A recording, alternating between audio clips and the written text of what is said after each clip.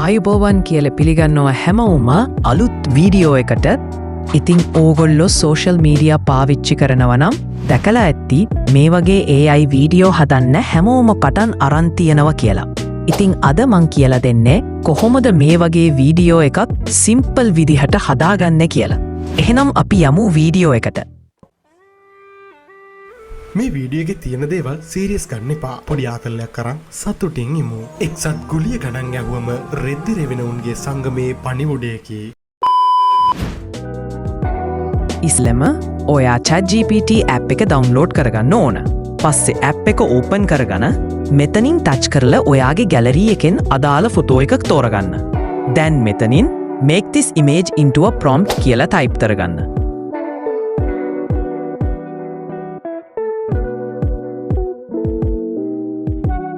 දැන් මේ ආපු ප්‍රොම්ප්ට් එක කොපී කරගෙන ආයෙත් මෙතනින්ම පේස්ට් කරන්න. මෙතනින් ඔයා ප්‍රොම්ප්ට් එකේ අගට make it in the style of baby කියලා ටයිප් කරන්න.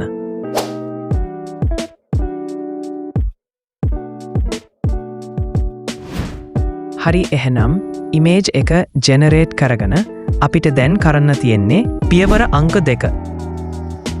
hey! මීට වැඩිය හොඳයි.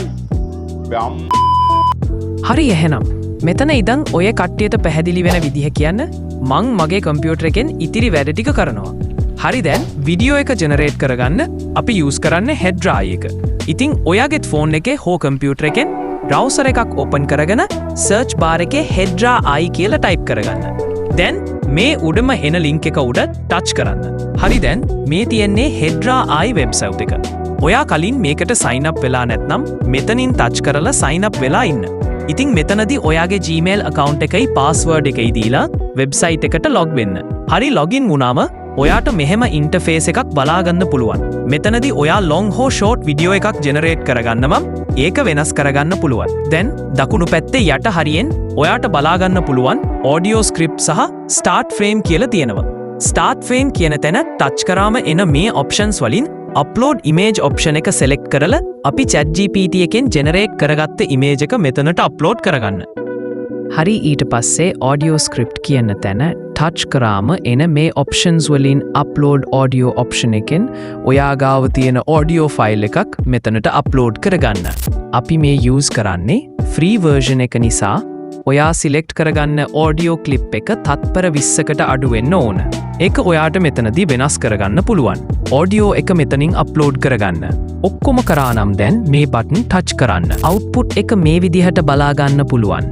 මෙතනින් ඔයාට මේ වීඩියෝ එක download කරගන්න පුළුවන්.